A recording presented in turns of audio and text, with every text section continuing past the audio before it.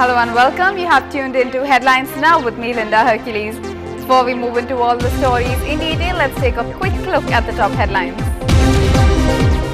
Central's Vigilance Commission asked the CBI to probe all coal block allocations since 1993. In a probable cabinet reshuffle tomorrow, sources say the Congress is likely to induct 15 new ministers. Chief Minister Jayalalitha directs authorities to file a petition in the Supreme Court asking Karnataka to release due share of Kaveri water. The Supreme Court comes to the rescue of general category students in Tamil Nadu, asks the state to create more seats in educational institutions. Telecom Minister Kapil Sibal says that mobile phone subscribers will not have to pay roaming charges from next year. And Trinamool Congress will hold a dharna against FDI in retail on the 1st of October in New Delhi, says party chief Mamata Banerjee. News in detail. In a new development in the Coalgate issue, the Central's Vigilance Commission has asked the CBI to probe all coal block allocations since 1993. CVC has also forwarded a letter by Coal Minister Sri Prakash Jaiswal stating the same. Jaiswal had earlier forwarded a letter by some MPs seeking a probe. So far, the CBI had been examining the allocation of coal fields from 2004 to 2009, the first term of the UPA. Now the investigation will go back to 1993. So the permits given by the BJP-led coalition, the NDA, will also be post-mortemed. News from the state. The Supreme Court has come to the rescue of general category students and asked the state to create additional seats in educational institutions, particularly those in medicine. This notice will immediately benefit 24 medical and engineering students with 99% marks who could not get admission anywhere in the state due to the 69% quota. The number of students who could eventually benefit could be much higher. The Supreme Court has put a ceiling of 50% for reservations. Tamil Nadu Chief Minister Jayalalitha directed the authorities to immediately file a petition in the Supreme Court seeking a direction to Karnataka to release due share of Kaveri river water to the state. Ms. Jayalalitha gave this direction after chairing a detailed review meeting in this regard at the State Secretariat. The Chief Minister had earlier explained the state's position on the need for irrigating long-term samba crop and also sought a direction to the Karnataka government that it should release at least 2 TMC feet of water per day for 24 hours during the Kaveri River Authority meeting at New Delhi on the 19th of this month.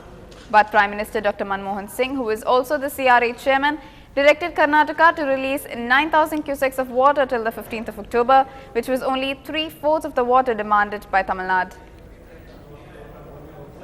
In what may be a big snub to its former ally Mamata Banerjee, the Congress is likely to induct 15 new ministers into its cabinet, a few of whom are her political rivals.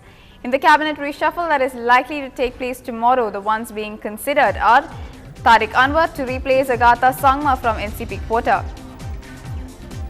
WBC President Pradeep Bhattacharya and Deepa Dasmunshi, Shashi Tharoor, who is likely to make a comeback, Telugu actor turned politician Chiranjeevi,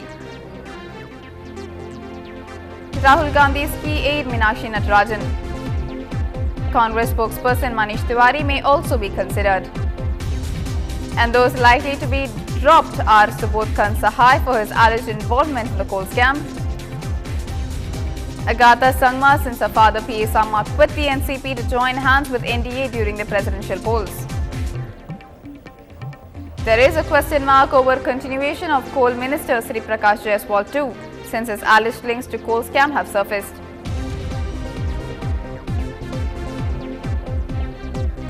Steel Minister Beni Prasad Verma may also be removed for poor performance in the UP Assembly polls.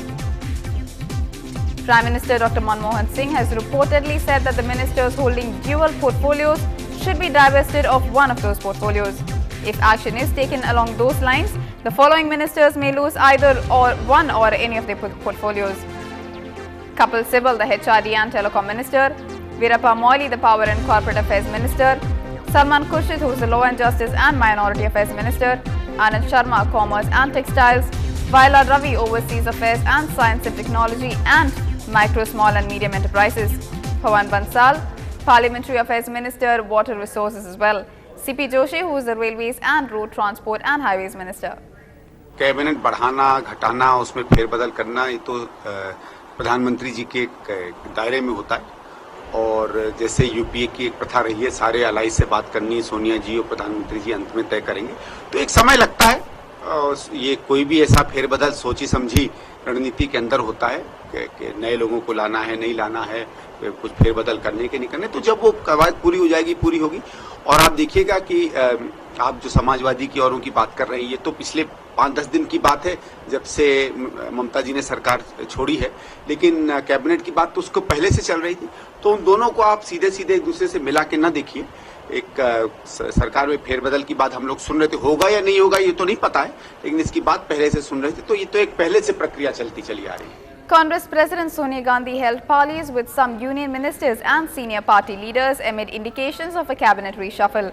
Those who met Gandhi at her official residence at 10 Janpath Road included Transport Minister C.P. Joshi, who has been given additional charge of railways after resignation of the Trinamool Congress ministers, including Mukul Roy from the government. Gandhi also had a meeting with Maharashtra Chief Minister Prithviraj Chavan, whose name is doing the rounds for a cabinet berth at the centre, along with Narayan Rane and some others. The AICC in charge for Maharashtra, Mohan Prakash, also met Gandhi. The Congress President also held deliberations with Health Minister Ghulam Nabi Azad, AICC Treasurer Motilal Vora and her Secretary Ahmed Patel. Senior BJP leader and former Minister Arun Shori's remarks defending the government's decision to allow foreign super chains to enter the retail market and hike diesel prices have forced his party to distance itself from him. The BJP's Murli Manohar Joshi distanced the party from these remarks, saying that it may be his stand but not of the BJP, adding that based on the fact and documents, it could be said that because of FDI in retail, India will lose its $400 billion retail market to others, and also 5 crore people unemployed. मैंने FDI की तारीफ नहीं की, ये पता नहीं कहां से एक पीटीआई की रिपोर्ट आ गई थी उधर से पटना से। मैंने राजदान साहब को फोन किया, फिर उन्होंने करेक्ट स्टोरी रिलीज की। 2 दिन हुए। एफडीआई की रिटेल में ना फायदा होगा ना ज्यादा नुकसान होगा।